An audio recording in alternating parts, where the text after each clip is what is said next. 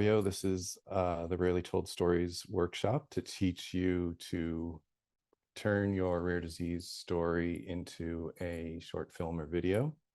It's actually the 4th year we've done this. We've never had this many people, so that's exciting. I think we're easily blowing past our previous record. This URL, if you want to watch the replay, that's where we'll post it. But there's already a lot of resources there, and some of them go into more depth than what we will be covering today. I'm going to go quickly through some of these first slides because we never seem to have enough time for Q&A at the end. So briefly, the structure of the agenda is 3 major areas of filmmaking: pre-production, which is planning; production, which is shooting and recording; and post-production, which is editing. And I have a bit of a tangent. A lot of what you'll hear today will be emphasizing that you should shoot your video in the horizontal, not in the vertical, unless it's for social media. And we have a storytelling campaign right now for February, for Rare Disease Month, which is social media. So in this case, if you want to do a zebra tail, which is about 2 minutes or whatever length works for you, that would be vertical video, and that's a great use for vertical video. And there is more information. You can get a printable zebra tail from Global Genes. You can even get it in a coloring book format, which you can color your own organization's colors into it if you want. Or if you have the crafty skills, you can make a fabric style costume piece tail. So we hope many of you will want to do that version of telling your story. It might even be a first step towards what you would do in a film. Some of these questions you see on screen here: who should tell your story? What's a little less predictable than just you telling your own story, or you and your doctor telling your own story? A lot of that our first speaker is going to get into. Melody Joy Paine is a great fit for this, not only because she's an amazing rare disease filmmaker, but because part of the reason she knew Global Genes, or came to know Global Genes, was because of this program, and her film screened as a result of it at our summit last September. So I'm going to very quickly turn things over to Melody to take us through the pre-production portion of filmmaking and her tips for how we should go about that. Melody? Yes, thank you for having me too, Daniel. All right, so the first thing is that we're kind of giving you a crash course in filmmaking, but we understand that not all of you, and probably most of you, have not been filmmakers and practiced this craft. So our goal is to help you get past really kind of that block of it feels so overwhelming, to just do it.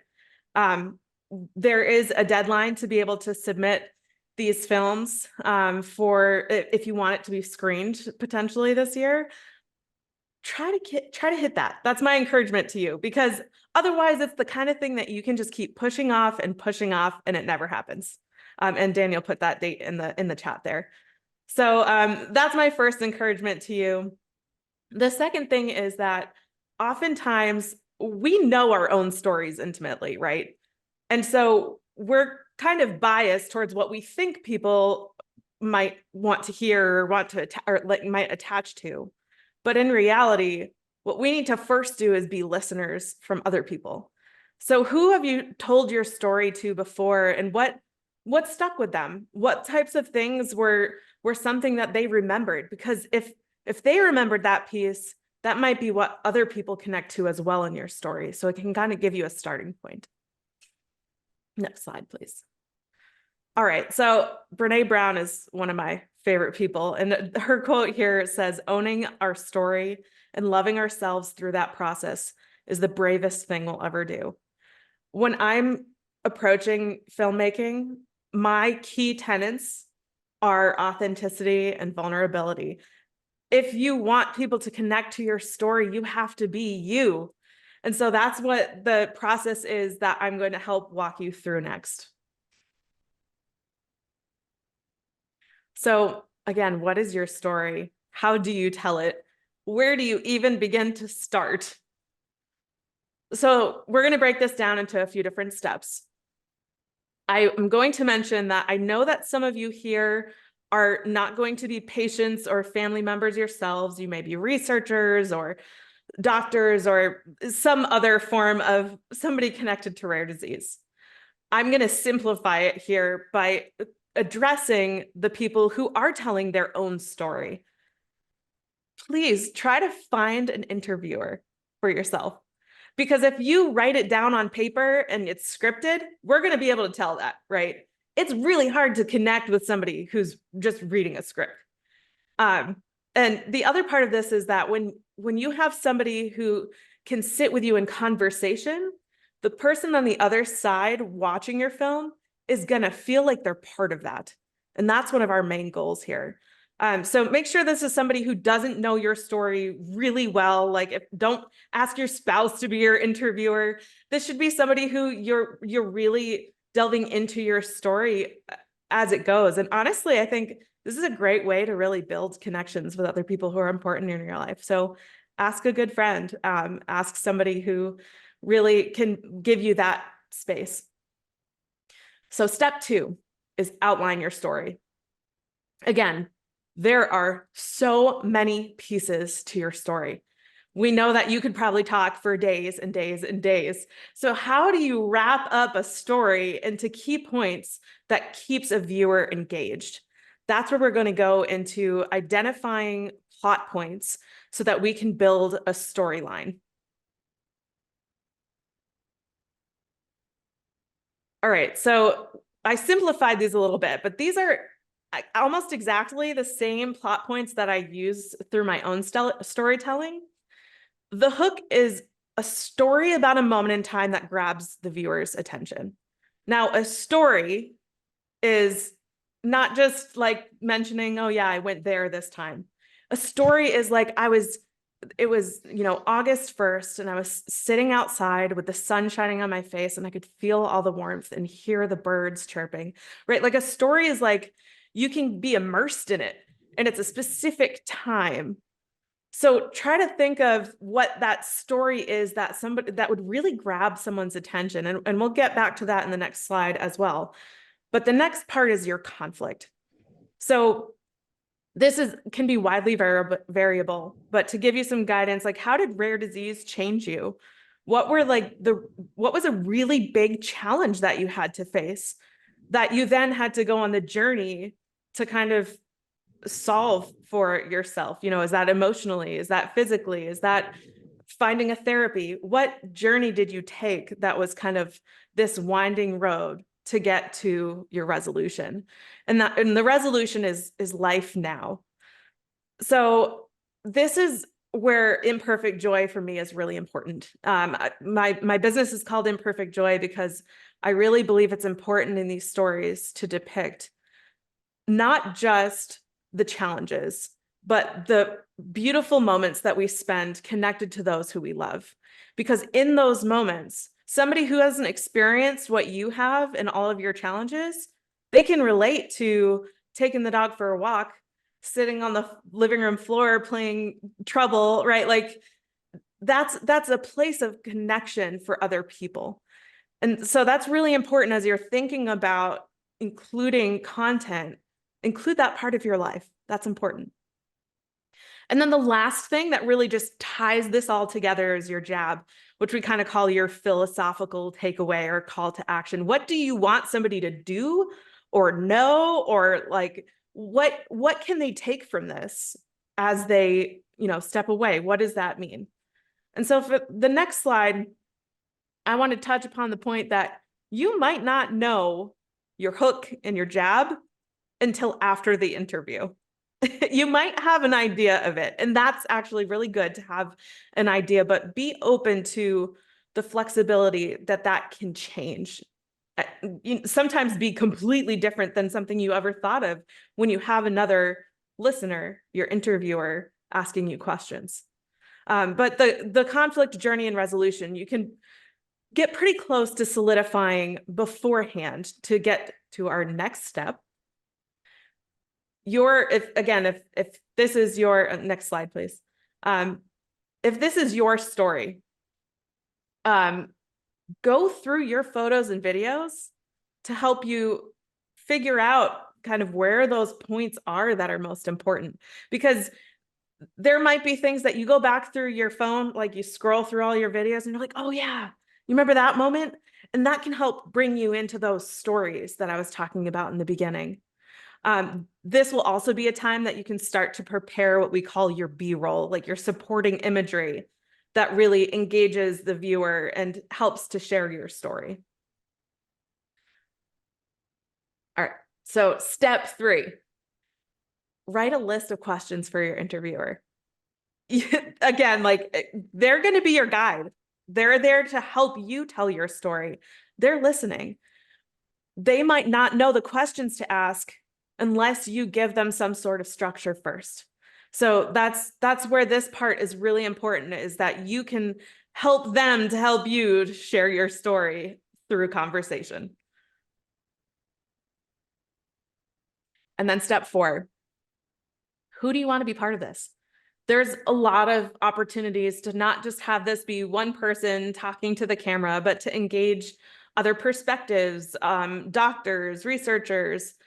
And one point that I want to make is, if you are a family that has, I'm going to overgeneralize for a second.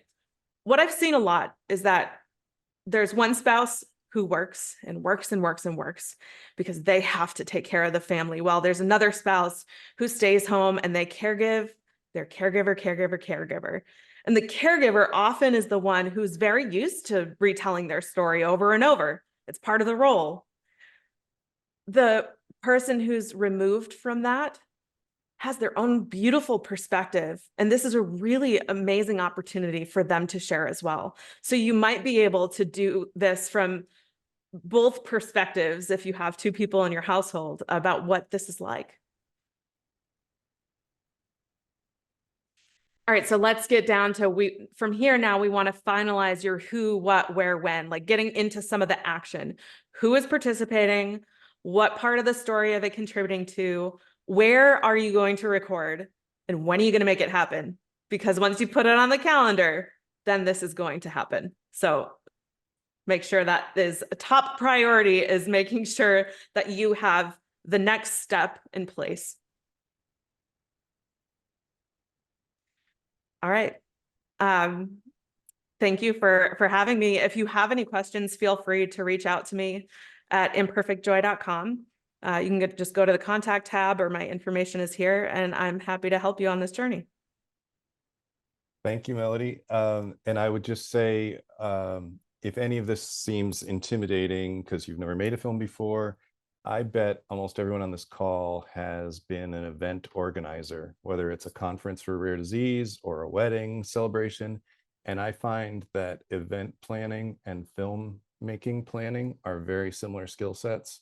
So all those things Melody just listed as the who, what, when, where, why, if you get them scheduled in advance and well, your production goes much more smoothly.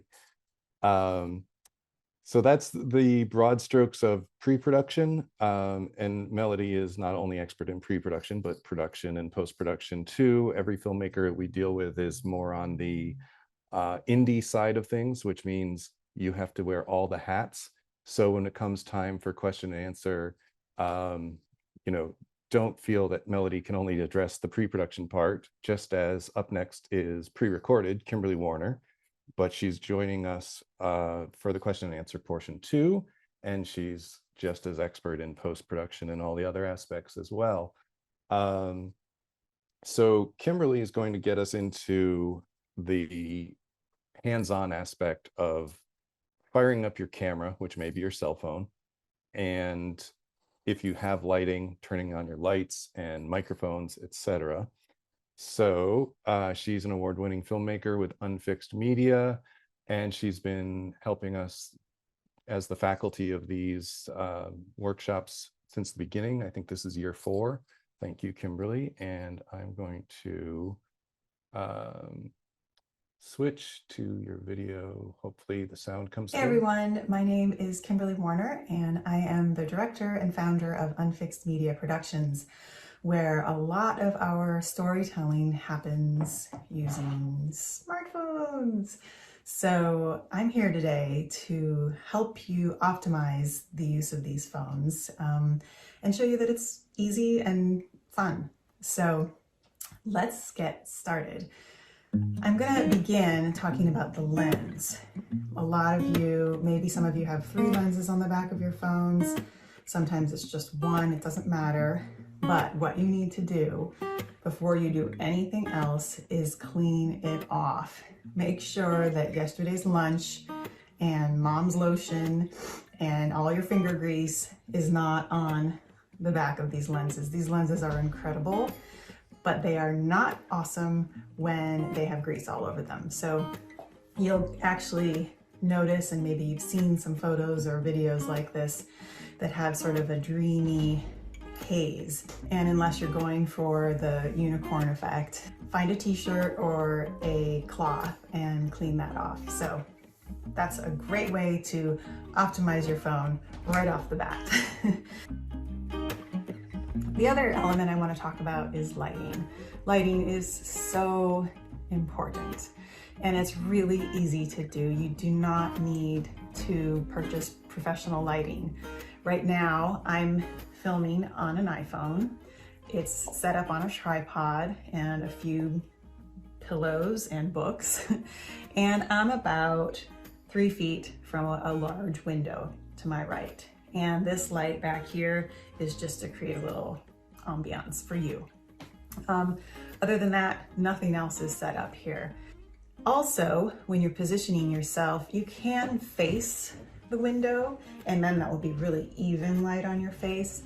Or you can do what I've done here, which is at about a 45-degree angle. What I don't want you to do is have your back to the window. When you do that, the camera is exposing for the window and not you, and so you're going to be in a really sad shadow, unless that's the look you're going for. But typically you don't want to put your back to a window. If you do want to bump it up a little bit and purchase a special accessory light, they actually make some pretty cheap ring lights that you can put on your phone. It's kind of shaped like a donut, and that will create a nice even light around your face. And a lot of Instagrammers and influencers, they like to use those things, but it's not essential. The next element is orientation and composition. We all love to see phones like this, right? That's how we use them. That's how everything on social media is. We're used to stories being told in portrait mode, which is what this is. But when you're doing these videos, just like any cinematic movie that you're going to be seeing on Netflix or whatever, it's typically going to be like this. So make sure you move your phone from portrait mode to landscape mode. Composition is also really interesting. Right now, I'm a little bit off center, or in fact, that's how I wanted to be, but I think I've been shifting around. I typically like to be slightly off center. It just adds a little extra visual intrigue. If you go too far, that can kind of be weird. So if you are gonna go off center, just slightly center. Now, make sure that your background is clean. This is pretty obvious, but just don't have your dirty laundry back there. People will notice. It's also important to think about how your body is framed in the camera. Typically, sort of a rule of thumb is to cut yourself off at the rib cage and have a little bit of space above your head. You also want to consider camera angle. I have my smartphone and tripod set up on about 6 books, 2 yoga blocks, and 2 pillows, so that I can have it on eye level. To create some sort of heroic effect, you can have the camera looking up at the subject, or you can place it above and have it looking down at the subject. But unless you're really intentional about that, I would highly recommend just propping up your tripod and smartphone so that it's at eye level. The other thing I want to talk about is stability. Stability is something that, well, there aren't any rules about it, but a lot of people just run around with their cameras and take videos, and nothing is locked down so that the imagery is just bouncing up and down like crazy. And I don't know about you, but for me, that's really hard to watch. I have a neurological disorder and it just makes me sick. So especially I think we're talking to a certain specific population, rare disease population, chronic illness population. We want to be sensitive to that and be as inclusive as possible. So it's really important to lock down your cameras. There are really great smartphone tripods out there. I have mine. I think I got it for $11.99 on Amazon. It has a gimbal on it so that it can adjust the camera angle a little bit if I want it to, but it's a really cheap investment and very worthwhile, and your audience members will thank you. The other thing I want to talk about is focus and exposure. These are really automatic actually in your phone, which is super nice. You don't have to think about it too much. But there is a functionality in most phones, this is an iPhone, where when you have your scene that you like, you press down and it will bring up a little box, and you can dial it up a little bit or dial it down so that you can have the exposure a little bit brighter or a little bit darker. And then you hold it for a moment and that will lock it and tell your phone that this is what I want to be perfectly exposed and this is what I want to be perfectly in focus. And it will hold that for as long as you have the shot. So that is a super easy functionality that I highly recommend taking advantage of. Frame rate is also important. Most of you probably have your phone set at 30 frames per second. That is great for interviews. That is what you want. But you can also go into settings and change that to 60 frames per second, or sometimes even 240 frames per second. You want to use those if you're taking some other sort of scenic footage. Maybe you're sitting at the dinner table or playing with your cats. And those can be nice to have a little bit more slow motion effect. So, but make sure that when you go back to your interview, you change it back to 30 frames per second. Last but not least is audio. This is obviously really important. We want to hear what you have to say, and we want to hear it cleanly and clearly. I don't recommend shooting outside. While it can be beautiful, we have birds, we have traffic, we have wind, all of those things, unfortunately, our smartphone microphones are going to pick up. So if you don't have any mic accessories, head on inside, find a nice quiet space, tell your kids to turn off the TV for a while, and maybe even find a room that has a carpet that can really absorb the sound a little bit.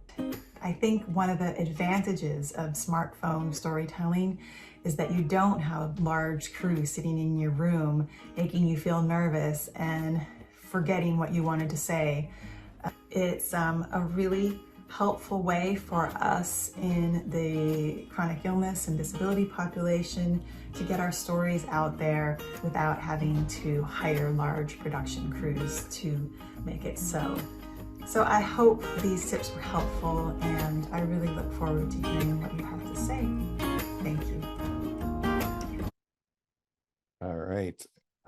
Kimberly always has excellent advice, and I thank her for sharing it with us.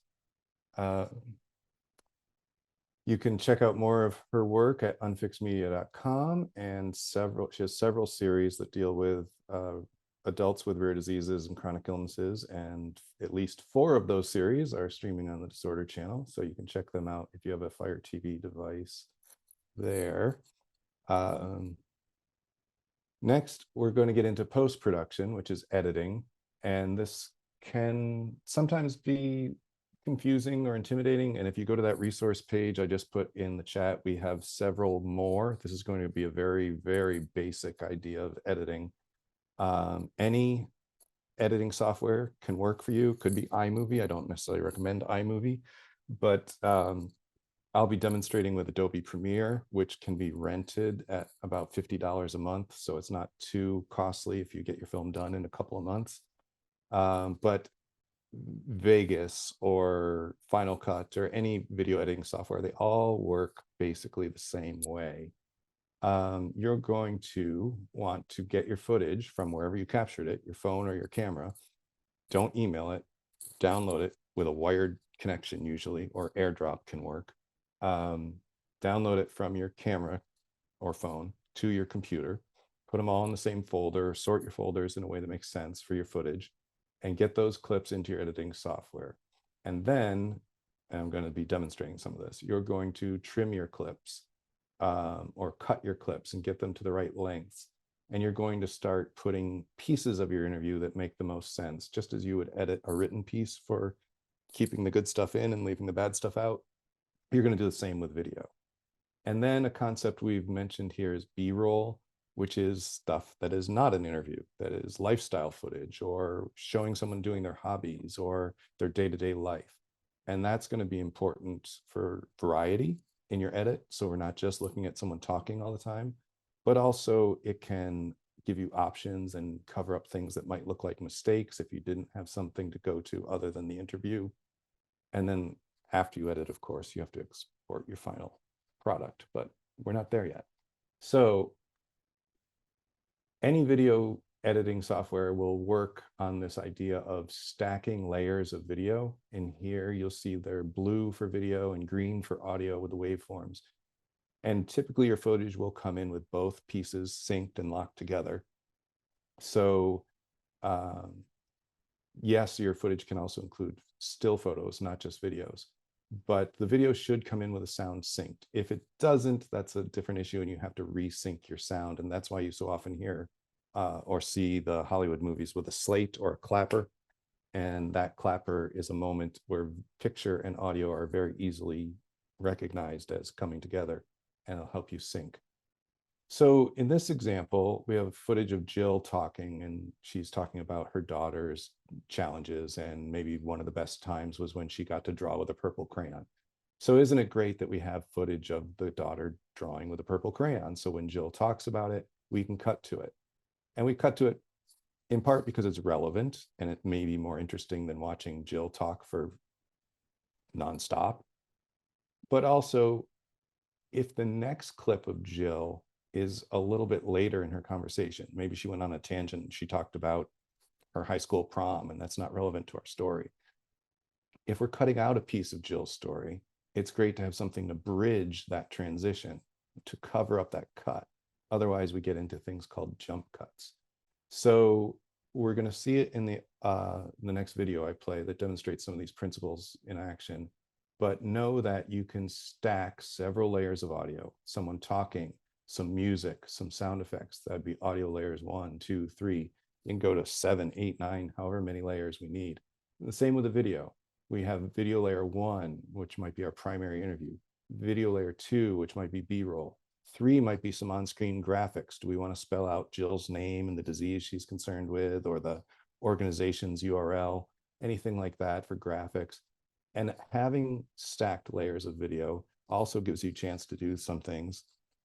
Be conservative with this, but you can do effects, you can do transitions. A fade is a good safe one, but you could do wipes, or you could do other things if appropriate.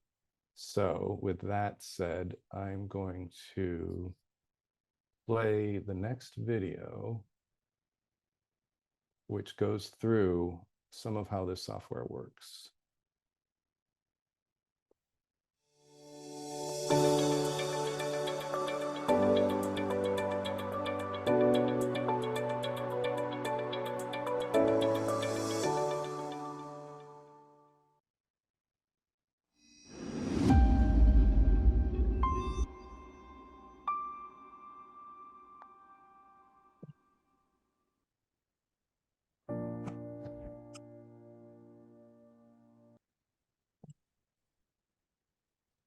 Okay, I'm going to do a little tutorial on the very basics of how to edit video, and then get into why we would edit video. Of course, the first thing you need to edit video is to import some video to work with. Right here it says import media to start. So you need to get the footage that you have either on your phone or some other camera and put it into a folder on your computer. I have this folder with 2 lines from Jess and then a piece of river footage, B-roll footage. I can grab a piece of that footage and drag it to the appropriate place. And this program is Adobe Premiere Pro. Many software programs will work in a similar way. Another way to go is under File, Import, navigate to the file I want, and import the footage. And there's a shortcut for that on the Macintosh. It's Command I. I'm importing. I'm finding the Jess River footage, which I'll use as B-roll at some point. I have a separate lesson on videos, how to use B-roll and why to use B-roll. I'll share that with you too. So once you have footage in place, you can see here it says drop media to create a sequence. A sequence is where you edit. It is a sequence of video clips. So I may know that Jess's first line is something I want first, and I'll drop it in place. There she is.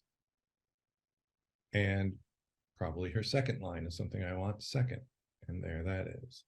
And so you can just go forward, building your... Oh, I've done it wrong. I've put her first line in twice. So I'm going to select that clip and hit delete and find line 2 and put that in place second. So here's her first line and then her second line. And you'll notice we had 2 cameras on this production, which is a help in editing. It helps avoid jump cuts for one thing. So if I was happy with that, if she said all the right things in this clip and in the second clip, I might be done. But if she said some things at the beginning that I didn't want, this blue arrow, by the way, with a line is our playhead. So if at the beginning she said a few words I didn't want, I could just trim the in point and move it a little later. So she starts talking a little later than she did previously. Likewise, if her last word or 2 was something I didn't want, I could trim the end point. And now she ends a little earlier. Now, in that case, I would probably need to take my second clip and move it up against my first clip so we don't get that empty blank space in the middle. So if I didn't do that, you would see a black screen and then Jess. You can move your clips manually with your mouse, or at least in Premiere, there's a nice handy, I'm going to right click on the blank space and I have the option to ripple delete, which will take any clip after this one, all the clips after this one, and move them. I should show you what I'm talking about. Sorry. I'm going to put another clip, the river clip, here. And now I'm going to ripple delete the empty space. And without selecting them, both clips have moved in. So that's a nice, convenient feature. Now, let's suppose in Jess's remarks, the words I wanted to get rid of were not at the very beginning or the very end. Maybe they're right in the middle of what she says. I'm going to give you another view here. That gives you a bit of a picture to go with the clips down in the timeline. The edit area is called the timeline. And then this audio shows waveforms for where she talks. I'm going to make that bigger too. This is now a little easier to see. And we'll take a better look at it. So let's suppose right in the middle of her remarks here, she said, or something else we hated hearing, we wanted to get rid of from our edit. We can use a tool, the razor blade tool. The letter C on my keyboard brings it up, or I can click it. And wherever the blue line is, I can click, make my cut, and I know here she's starting to say, and here she finishes saying, so I'll click again, and now this piece is separate. I'll go back to my basic arrow tool, called the selection tool, and I want to select out that piece I just cut. That's the piece where she says, So now I can hit delete in my edit, and either ripple delete, or I could just select the piece and move it. And then you might think, well, aren't there going to be 10 seconds of, or actually 3, 4, 6 seconds of black before you even started your film? Yes, there would be. So I could select everything, move it. And then if you notice, because I made that cut, there might be a little bit of a jump cut where her body and head and mouth move a little funny to get from one thing to the next. And this is where B-roll is very handy. So I'm going to shorten this scene of them looking at the river, shorten it quite a bit. I know I won't use it here in time. I'll use it somewhere else in time. And I also won't use the audio from it. So what I need to do is disconnect the audio from the video. I can do that by locking the video. Now I cannot select the video, but I can select the audio and delete it. I'll unlock the video again and bring this piece that I'll use as B-roll over to where the cut happens. And now no one will see the cut. So as she speaks, we go to something she's doing, which is looking at the river, and she continues to speak. So these are all the hows of editing. But the Okay, that abrupt ending is actually according to plan. So that was the hows of editing, and the whys of editing is really because not everything we shoot should end up in our film. Even a professional filmmaker, hardly anyone ever does what we call shooting in sequence, meaning the first thing you shoot is the first thing the audience will see, and the last thing you shoot is the last thing they would see. But even if you thought you could do that, your film would almost always benefit from editing.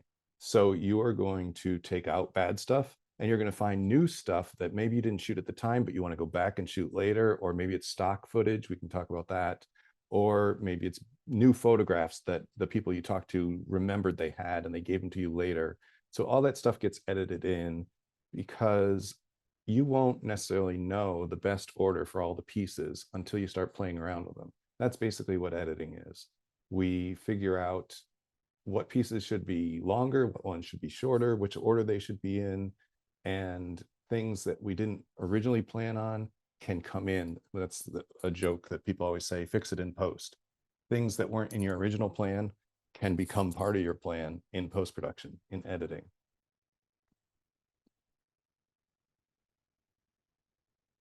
There's a lot more on editing, of course. You know, film schools take years, not 1 hour, but editing in particular seems to leave people with a lot of questions. And I put a link in the chat. It's the same overall resource link we've been using, but at that page, you'll find 4 or 5 other videos from instructors other than me. In fact, one of them seen here is John Garcia, award-winning filmmaker, and one of his feature documentaries was actually edited by Kimberly Warner.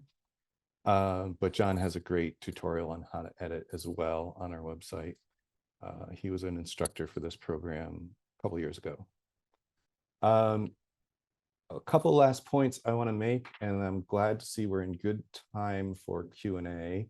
You need to think about what you are allowed to do. So anyone you show on camera should sign a video release, and you could Google one and find a standard video talent release form, or Global Genes has one, we can send it to you.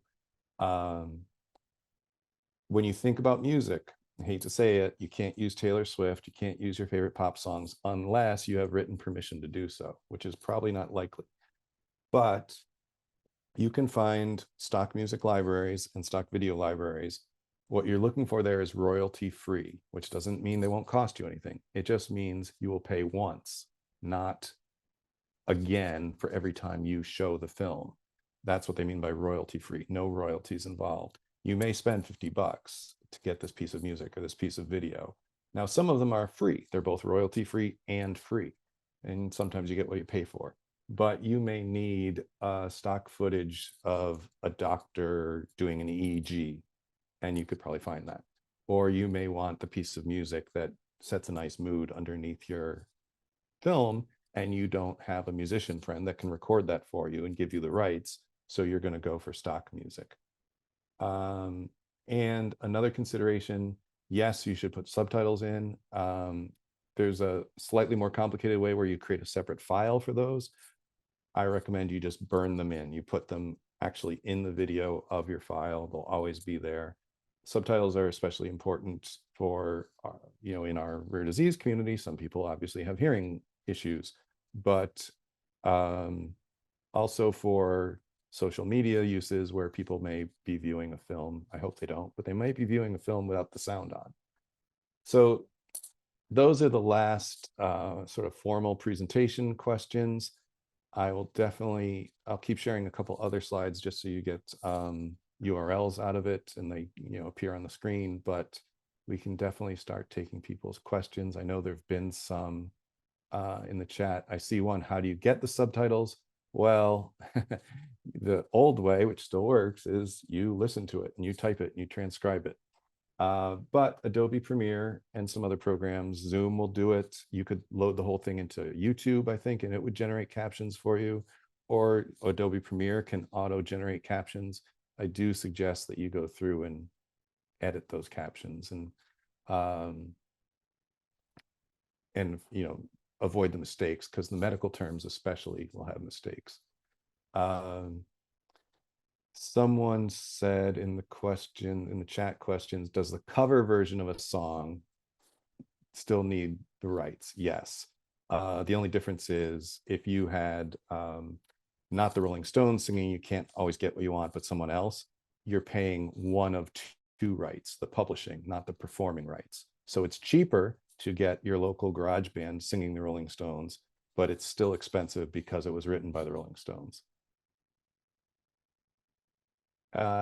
Anyone, we can do the chat questions, of course, but anyone can come off mic and verbally ask their questions too. And Kimberly's here to answer, and Melody's here. Monica, you have a question? Go ahead. Yeah, I'm just curious if you have any tips. I'm part of a nonprofit organization where we are scattered all over the country and world, and we are rarely in the same place or in the same state. But we want to work as a team to gather footage and things like that. What tips do you have in that sense? Yeah, I know Kimberly's got a great answer for you. I'm going to quickly say, don't use Zoom unless it's your last resort, but Kimberly, go ahead. Yeah, I haven't used this except once, and I just learned it from someone who is building their own trailer for a monologue, and it's called Team Viewer, and it worked great. She was editing her trailer in iMovie. She's a complete newbie, but this was a way for her to share what she was doing with me. And once I was actually on Team Viewer, I was actually even able to control her mouse. So essentially we were building together some of the sections. So that was, and it was free. I just downloaded it. It took about 15 minutes for me to download it, and there was a little bit of lag in the video, but it was kind of exceptional, to be honest. I'd never done anything like that before. There's also a software that you can find online called Riverside. What this does is it records from their computer to the cloud and from my computer to the cloud. So if there's any blips in the internet, you're not going to see those in the video. There are some things that you have to watch out for to not close it before it's fully uploaded, or you're going to lose the whole thing. So it's worth playing around with it a little bit before. But honestly, you do have to pay for an annual subscription, so it could get a little bit expensive. But considering that you're saving so much money by doing it yourselves, it could be worth it. Mm-hmm. I use Riverside, and it's the audio quality is great, the video quality is great, and I think they do a good job at preparing your interviewees with what they might need for lighting and cameras and all that. So it's a little bit of a learning curve, but it's not hard. And I think the basic plan is like $24 a month or something. So you could even pay monthly and then cancel once you're done. Jen McDonald, you have a question. Thank you. Thank you, guys. Good afternoon, everyone. This is not a question. I was just reading the comments, and I read that somebody is feeling a little bit like not comfortable because you know, with the scare of like the camera, and maybe I'm gonna forget something. But I'm gonna give you like a shortcut. There's an app called Teleprompter, and maybe for those that they're like scared that being a little bit like, you know, forgetting some things or something, they can use it just like a reminders. And it's free. You can download it, and you can write actually your story there. And while you are like recording or somebody's recording, you can actually read what you are gonna, you know, if you just put like a keywords that maybe connect. So it's teleprompter and it's free. So I think it could be a good tool for those that might, you know, forget some, you know, things, or, you know, they might need it. So that was just a comment that I want to say. And thank you so much for everything. And Yeah, have a thank great you. day, and happy Valentine's Day for all of you. Yeah. So Lana, you also have a question? Lana. Yes, again, I'd like to thank you guys too. This is very, very interesting. And but I wanted to ask you how you would approach, like if you had, let's say, all the videos and the pictures, and you just wanted to do like the oral or the verbal narrative, like sort of sound over, how would you do that? Like a voiceover, is that what you're talking Yes, about? that's it. Voiceover. Okay. Yeah, I mean, voiceovers are in some ways a simpler way to go because you can like record it on your own, right? I just want to touch back on what Jen was saying, and thank you for that encouragement, Jen. Remember that you can have somebody interview you. If you go through the steps and you make an outline and you have an interviewer to help you share your story, they're going to guide you through those points so you don't even have to think about it, right? That's the main point there. Lana, remind me what your question was again, so I make sure I answer it. Voiceover, and then Voiceover. yeah. Okay, go. Yeah, so voiceover is, it's easy enough. I mean, basically you're just still recording a video, but you're overlaying. You remember how we had different layers in the editing thing? You're just putting over the bottom layer, the video pieces that you want to show. Oh, so you would just videotape it like you would, you know, still using your iPhone, and just do it, but separate the Yeah. voice from that.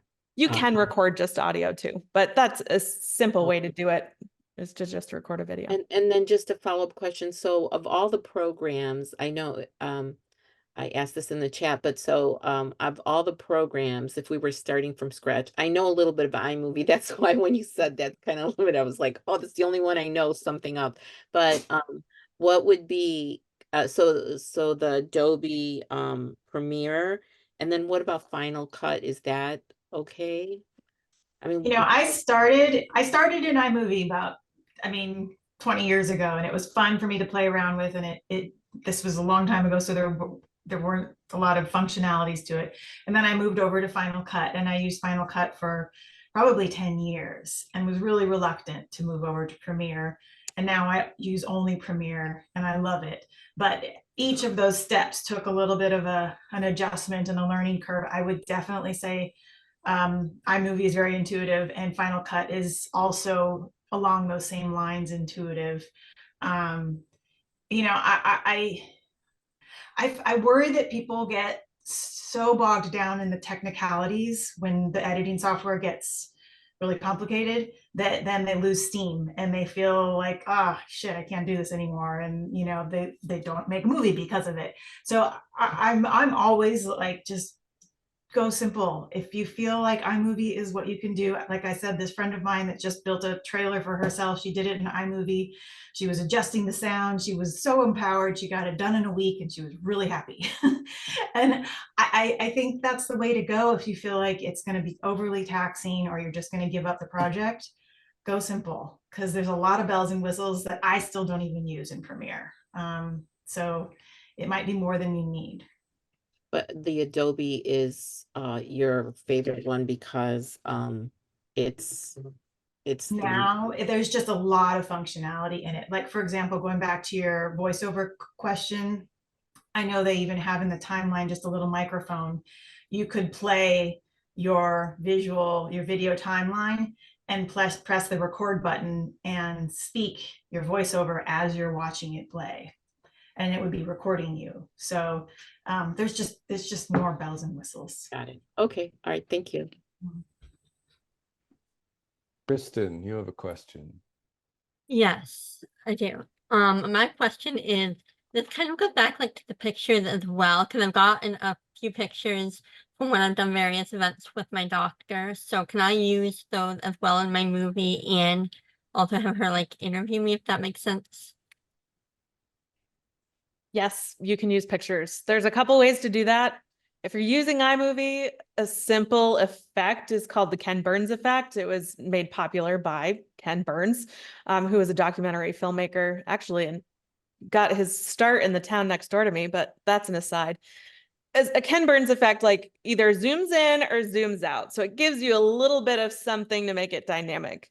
If you want to go beyond that, you can actually like, I videotaped photographs. So like, is it in a photo album and you can like video it on like in somebody's hands or on the coffee table?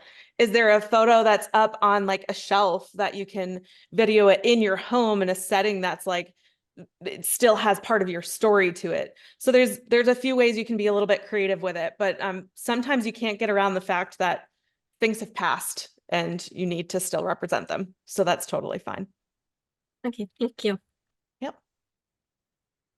A tricky bit with doctors, you will need not just their permission. If you're recording them in their healthcare institution, you will probably need the permission from their institution as well, which is going to be much harder to get. It's going to be bureaucratic, and they're probably going to say no. So if that doctor is willing to come out of their clinic or out of their hospital and talk to you somewhere else, it may save you some headaches. Okay. Yeah, I think that she would be willing to do that, but could I, if I did like the interview with that, could that be done over Zoom or like online? Technically it can, but Zoom is one of the lowest quality videos you're going to get. So it would be better to bring your cell phone and shoot on your cell phone, or as Kimberly and Melody said, if you had something like Riverside, which is a better remote recording video software than Zoom is. Also worth noting with Zoom, I typically use a virtual background behind me. I'm not doing that today. I learned the hard way that will downgrade the quality of your video signal. But don't do that, and don't do the blurred backgrounds. Chandra, you have a question. Chandra made a film for us last year in this program, and it screened last September. So thank you, Chandra. What's your question? Oh, you're on mute.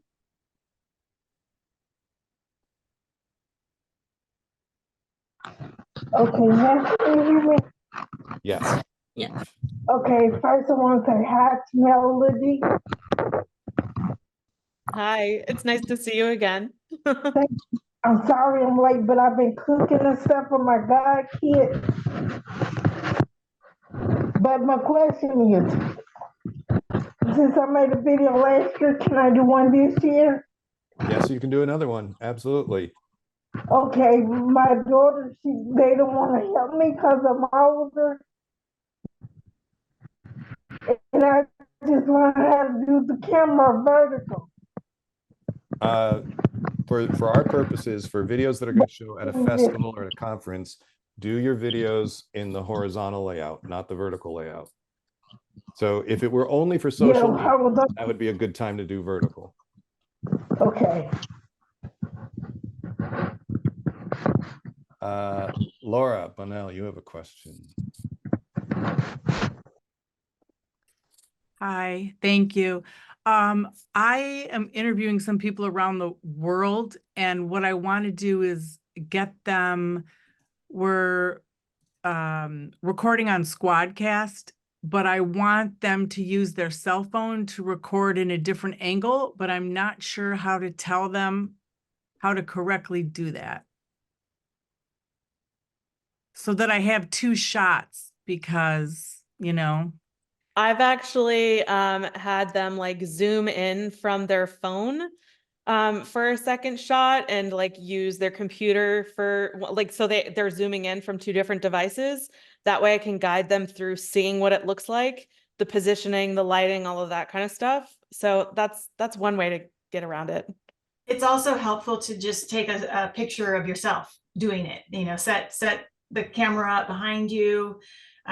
Show if you have your husband's camera or someone else's nearby. Just set the scene. Do close-ups. Do wides. Show the actual camera itself so they can see what it should look like.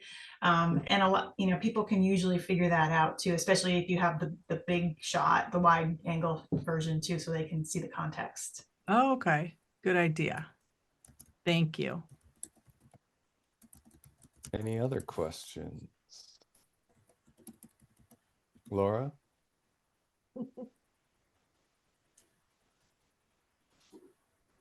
It seems like Paula might have a question. Oh, good, Danielle. Paula, yeah, go ahead. Hi. Hi. Paula Can you hear me? also, yes, Paula Hi. also had a past film screen with us from this program. Oh, sounds like you might do another one. That's great. Yeah. Well, that's kind of what my question is. I figured when I started this journey, I wanted to make it a continual journey. So I do want to make reference to Black Butterflies when I start this one out. And I have talked to Ryan Dowling, and he gave me permission to use whatever I need. So when I'm doing that, I was thinking, you know, making reference about, I first told my story in a film, the film Black Butterflies. Do I say his name or can I just show the poster? And then I also wanted to take just a little excerpt out of that film, like Dancing with the Fairies. Because he gave me permission, but do I need something in writing to reference the original film? You wouldn't go wrong with getting an additional agreement in writing, but maybe if you have the email chain, that could be enough. But I would definitely put in the credits, you know, scenes from Black Butterflies by Ryan, you know, all the information related to that film, just as you would see in some other movies credits, right? Okay. And The then same way you would and credit then music, essentially. okay, and being in that, because you know that film was sponsored by uh, um, a doctor of mine. Do I put that also? Like, you know what I mean? Because it's kind of attached to Black Butterflies. It wouldn't have happened without PRMA. Yeah, that's a little trickier, I think, unless they sort of have and I don't think you did, unless you established the naming rights, so to speak, like Black Butterflies, a film by PRMA, right? Short of that, you probably don't need to mention who made that film possible. You just give the film itself credit. Okay. Yeah, because it's Capital Films, which is Ryan, PRMA, and then an anonymous donor helped me do it. And it's like, I just didn't know how much of that needed to be included because, of course, that takes minutes and I'm learning about how to edit. Yeah, I would definitely So do if it. It's I would worth do it in saying your that. end credits, but I don't know, Melody, if you have a different answer. Yeah, I was just gonna say it's worth saying that like you don't have to necessarily include them, I don't think. However, it doesn't really hurt to just have them in the credits. Like this is just kind of your scrolling thing at the end that most people bypass anyways. So if it's helpful for building relationships, then I would put them in. Okay. So then like when I verbally talk about it, I say the film, you know, 2022 film Black Butterflies. That's really all I need to say, correct? Or do I say your credits are going to take care of the rest. So when you're talking, just freely talk about it. okay, Black Butterflies, not by Ryan Dowling, or what do you think, Daniel? No, I think mentioning the title alone verbally and covering the rest of it in text credits at the end. Okay. Yeah, just so everybody knows, it was professionally produced. I mean, I was very fortunate. You know, I was gifted funds to do this project. So I had a guy, he's professional. He followed me around for 3 days and he took all this, he interviewed me, and then he miraculously edited it down into like 8 minutes. And he did an amazing job, but it was a professional documentary. Now we're going with, no, it's, I'm creative director. I'm having someone interview me. So she's doing the editing, because that just gives me stress and anxiety. But I found someone, and that's the thing. I think if people are intimidated by the software, or like, oh my gosh, I don't even want to go there, reach out, find a friend, a family. You're going to know somebody who is up on all this technology and does their own videos, or you're going to find somebody who has experience with this and can do it for you. I mean, I'm paying my friend a nominal fee to do it because it is work, but not in the dollar figures that a professional videographer charges. So just, don't be intimidated by the software if you're not capable of doing it. I know you can find somebody to help you. I did. So this year we're in. That's it. Okay. Yeah. Paula makes a great point there. There are probably, if you're near a college, there are probably college students that might take this project on with you or for you. Your local news, if they've ever covered your family as a story, you might get back in touch with that. Probably not the news anchor that held the microphone and asked the question, but the person who held the camera. That person might decide, yeah, I want to make a documentary and your story was interesting. So there are options to essentially outsource the task of filmmaking without necessarily having the big budget to do it. Any more questions? We're just over our time, so I should probably wrap us up. I think Claudia and Ashley both have questions. All right, Claudia, go ahead. Yes, if you could share a little bit about the conference itself and about how many people attend, what's the cost to attend? I know it's loaded, and maybe what opportunities come from having your film screened. Yeah, so the conference is sort of what most people know Global Genes for, is nicknamed our summit, and this year called Rare Advocacy Summit, which is now we also call it Week in Rare because we added an event called the Health Equity Forum. So those two events appear side by side in September. They've always been in Southern California. This year, for the first time, we're moving it to Kansas City. It's in September, I think 26th, 7th, and 8th in September in Kansas City. Pre-COVID, we had maybe as many as 1,500 people attend. Since then, we're more in the in-person range of 700, but then maybe another 500 or so virtually. So it's a pretty large event. I think you can imagine the benefits of having people see your disease story. It's not something you can really predict, but the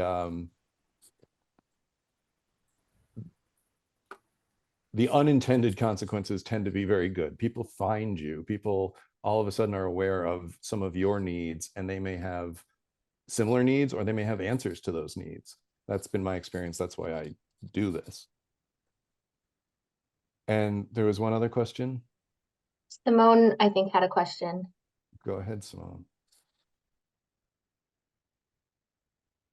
Sorry, my little brown hand has been up for a while, but it's hard to see it on the side. But I had a question about whether or not you had done or had a history of anyone submitting anything for sickle cell disease. And then also I overheard that someone mentioning 8 minutes, and I was just wondering what the total length of the film had to be, and I might have missed the submission date. So I just wanted to make sure I got. Yes, those are all important points. So for our purposes here, we want the films to be between 3 and 10 minutes long, and you should submit them by June 1st this year. Okay. I don't think for this program we've had a sickle cell story submitted. I have seen some excellent films on sickle cell, but not necessarily through this program.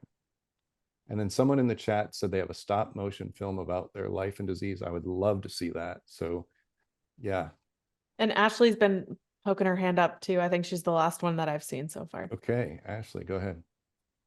Okay, so what is the number one advice for somebody that has never done this? And I don't even edit my videos for TikTok. So what is the number one thing that I need to make sure that I do. I'm also going to connect with someone local that's going to attempt to help me. But it's my story. So what ultimately is the number one advice you could give? Don't do it Kimberly. alone. You, Don't do it alone. you touched on it already. Don't do it alone. You don't have to do this alone. Okay. Yep. Okay. That sounds great. And then the last question that I might have is, what is going to push somebody's video over another? Is it because their disease is rare, or is it because what they're talking about is, enlightening or important, or what would push that over someone else's film? Kimberly, you have any thoughts on that? Well, I actually, I have one more thing. Can you hear me? Yeah. Sandra, can you mute there we go. Thank you. I was going to say, I would also, to your first question, take your camera into your bedroom and just sit cross-legged on your bed, or however you most like to sit, grab a favorite pillow and just talk and record yourself and tell your story as if somebody else is in that room. I think you don't ever want to lose the heart of why you're doing it. And filmmaking is very easy to get lost in like the why. And so even if that footage never gets used, you always have that to go back to. It might even be emotional. It might be something that you do end up using, but it'll be a North Star for you to keep coming back to when you're bogged down with all the details. So that would be my number one tip. And then the other question, I'm not sure. What was the question again? How it stands out above other similar films. Oh, I don't think it needs to. I don't think there's no competition here. Well, I mean, I will say that by nature of rare diseases, each of us telling our story, we're sort of telling a 1 in a million story. So it's already special and rare and important and all those things. But at a conference full of rare disease stories, how are you going to be a little different and stand out? And sometimes you're visually different. Maybe you're only doing black and white, or you're doing black and white and your signature color of your organization. Those are silly things, but maybe you're doing puppets. I'm going to go with all the silly ideas right now. Maybe you are I had a friend's film, Lexi Papa. She's on the videos as one of the instructors for how to edit. Her disease is hard to pronounce, so she had 10 friends try to pronounce her disease as the start of her film, because it's sort of memorable, it's eye-catching. But I think, to be a little bit more substantive and serious, when you are relatable, when your emotions hit people, and not necessarily because of the very specific thing that's going on in your disease, but because of the universal experience behind it, right? Whether it's major emotions like suffering, fear, joy, whatever they are, other people relate to that, even if they don't relate to the specifics. So you kind of have to figure out what's the universal appeal of your very specific story. Daniel, I think, correct me if I'm wrong, Ashley, I think she's referring to like when you are selecting finalists to be shown at the conference. Is there a specific way that you select one over another? What makes it stand out to me? Is that right, Ashley? Okay. So, I mean, it's still kind of the same answer. The truth of the emotional experience is very important. Novelty might count if it's a little bit unusual or not something that I feel like I don't mean I would have seen the story before, because it's going to be a unique story, but have I seen the structure of your film before? And so if you're surprising me on that front, I'm impressed,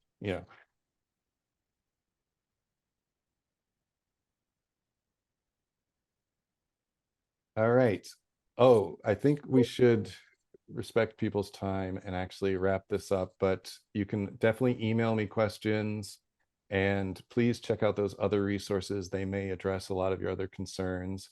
I can't wait to see your films. Don't wait to, obviously June 1st is the deadline, but if you have something to show me beforehand, please do. Thank you all for coming. Can't wait to see what comes out of this. We need more of these films for sure. Thanks, everyone.